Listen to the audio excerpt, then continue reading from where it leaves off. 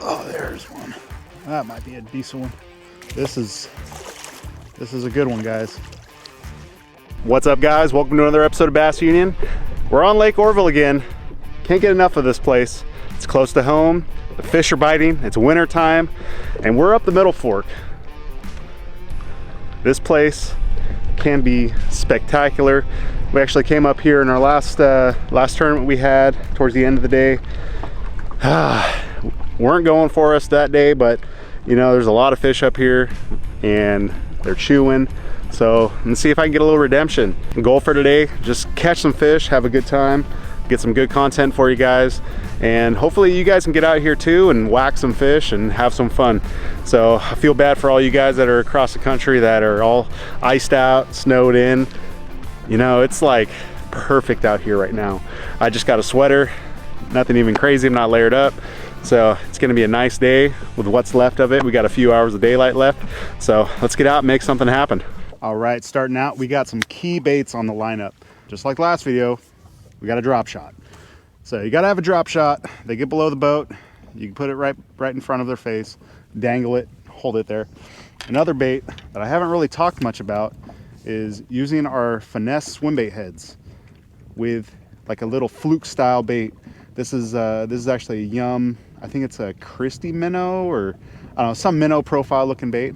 But with this, our finesse swim bait head's a 90-degree line tie. You can toss this out, you could tight line it, let it swing back towards you, or you could pop it almost like a dart head, and then it'll give it that side to side motion, kind of drives those fish crazy.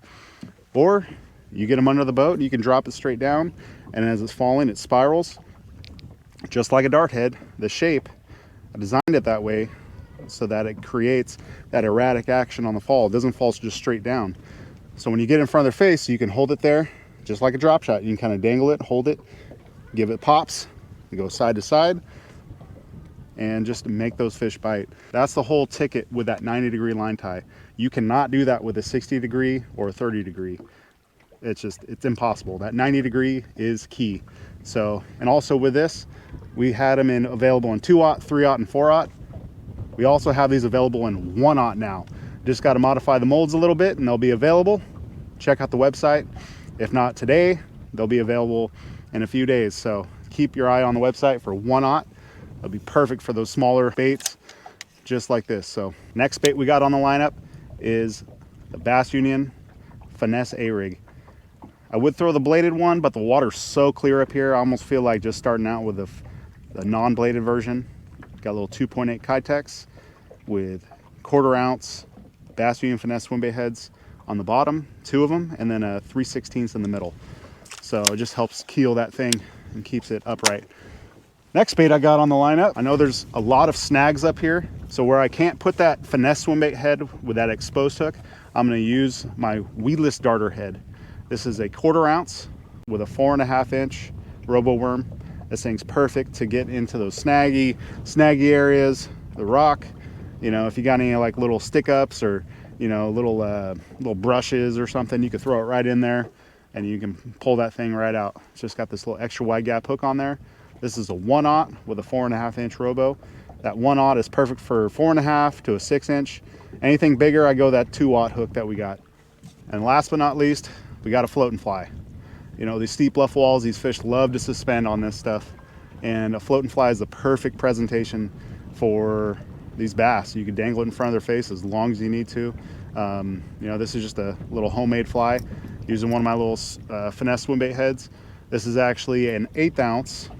And with that 1/0 hook that we have available now, you could tie your own. They come in 3 packs. I'm not selling these as hand-tied flies, but I'm selling the jig heads, so you guys can tie these things yourself. And they got a gamakatsu on there, so you know these things are gonna hold up. I know some of you guys have wanted me to make some floating flies, but I just don't have the time right now. I'm giving you guys the tools so you make your own, and you can go out and whack some fish. So excited about that. So that's the lineup. Let's get to fishing. Got a pile of them looking at it right now. Oh, had one.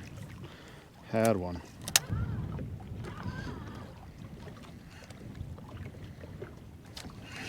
Oh, there we go. Oh. Hit the bottom. Those fish were following it down. I just gave it a little pop. It came up and I seen that fish.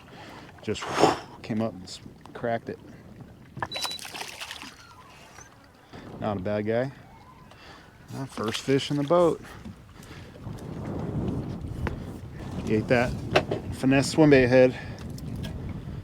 See, look at that. Perfect placement. Look at that, just popped out. Not bad. We will take it.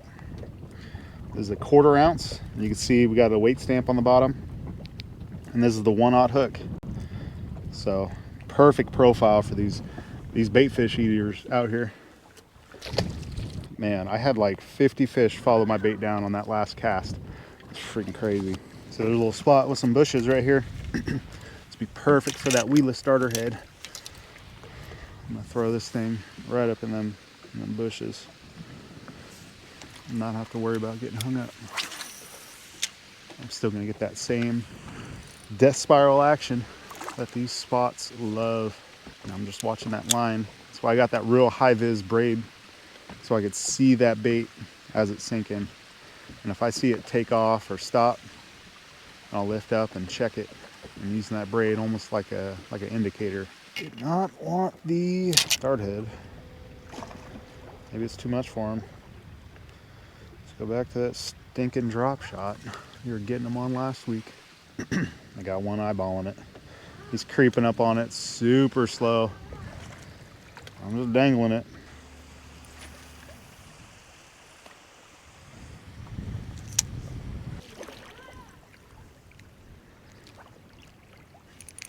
There we go. There's the bite.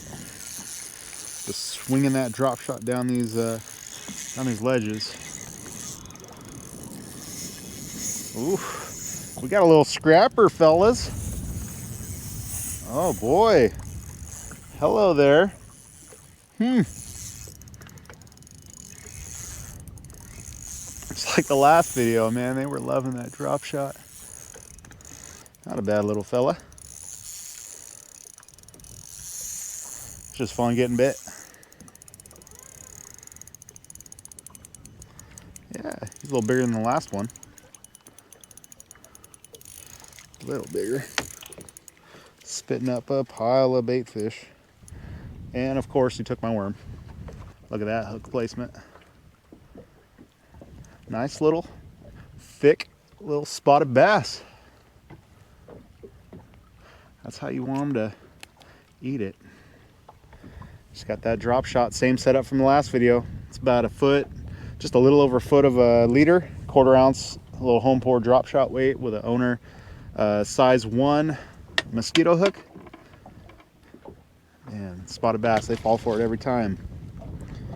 Took my worm. I'm gonna have to put another one on, but nice. Okay, we'll take it.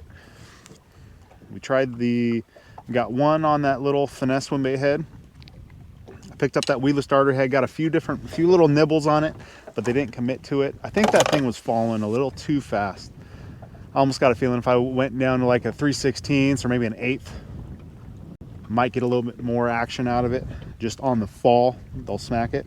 But see if we can get one more on the drop shot, and then we'll go from there and see if we can give it a bit on anything else. So I'm just rigging this thing wacky. So on the fall, we're getting some action out of it, kind of like a weightless Senko. You know how that thing, it's just kind of going like this on the drop. Same idea with this guy. But we got a little weight, and that's putting that bait right in front of their faces a lot faster.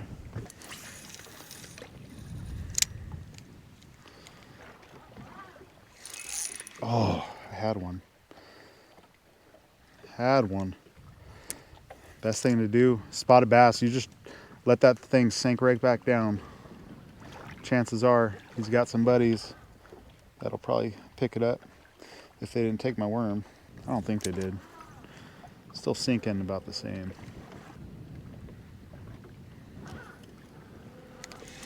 There we go, he's got it. Felt that. Felt that one. Back the drag off a little bit. This ain't a tournament, let's enjoy these fish, huh? Another little guy. I love how, I can appreciate how dark these fish are for how deep I'm catching them. That fish was probably sitting in 35, 40 feet of water. So it's just, it blows my mind to see these fish this dark.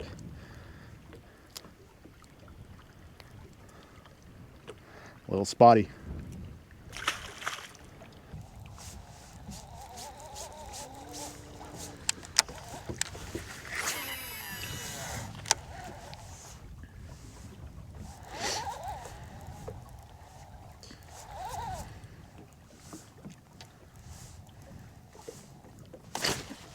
Oh, there's one. That might be a decent one. There we go, baby. That thing clobbered it. We should back down on the drag a little bit. Ooh, this is a good one, guys. Ooh, look at that little tank. I tell you. Was burning this Bass Union finesse A-rig, burning it. Just made that fish react. Just absolutely knocked slack in that. So I'm reeling that thing. Look at that fish. That's a nice one. Beautiful. Beautiful fish.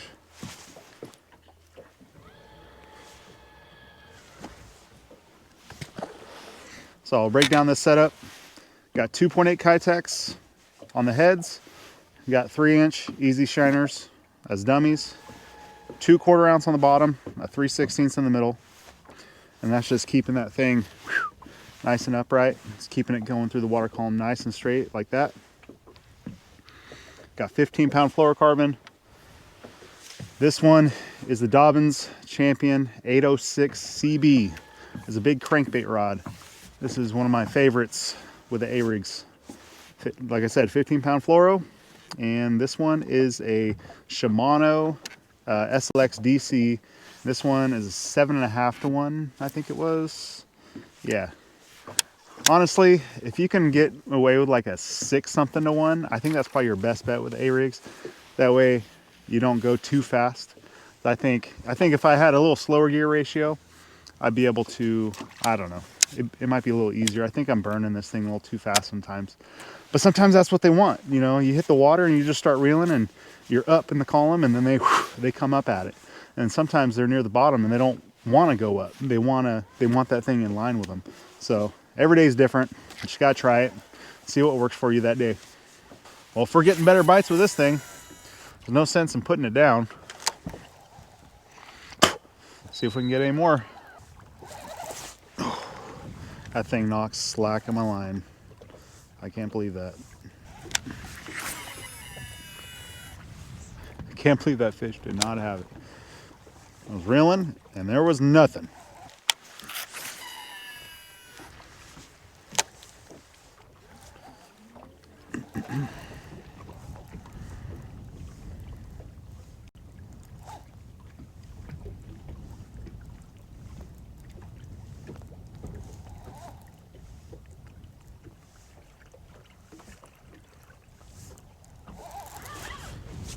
There we go.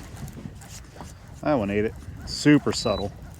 Didn't even feel the peck, it just pressure. A little acrobatic. Jumper.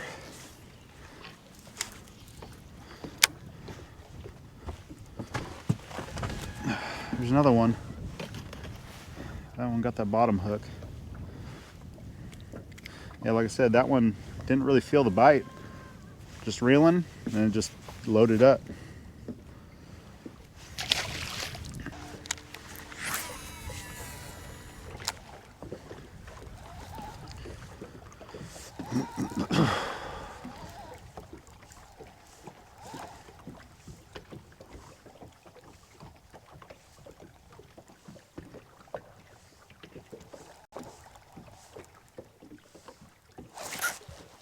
Oh, that one smoked it. This might be a little better one. Better than the last one, at least. Not as good as that first one on the rig though. There we go.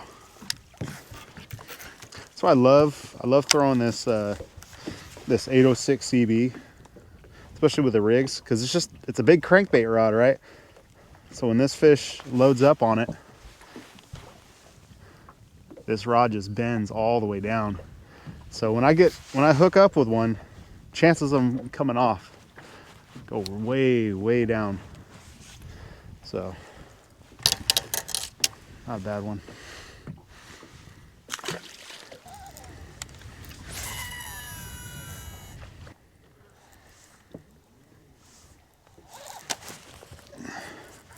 Another one. Back-to-back casts. I don't know if you guys are seeing the repeating theme here. We're like early winter right now. Water temps like mid-50s. Yeah, it's around mid-50s. These fish are transitioning. They're on bait. What better lure to throw than a A-rig? You're imitating the bait. Looks like a little school of bait fish. It's getting away from the main school. Easy meal. And just ends up being a big target for these fish. Caught what, 3, 4 fish? Finally, one of the Kitex are ripping off. But the other 2 on the bottom are fine. So I'm gonna swap out this middle guy. These little 4-barb keepers are killing the game.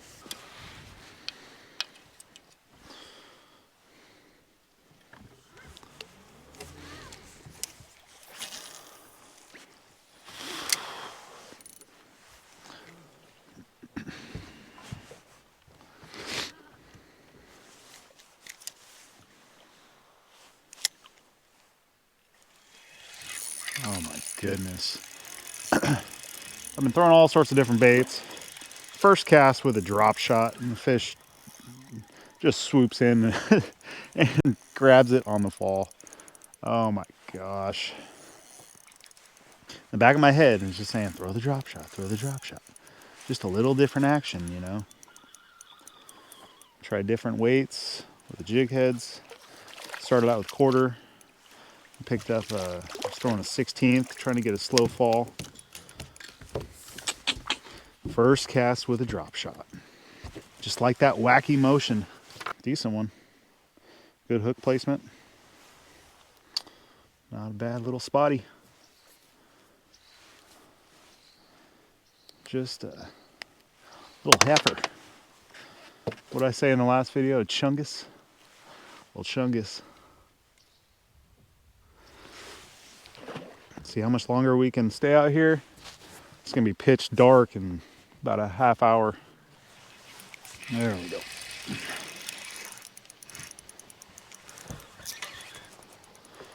A decent one?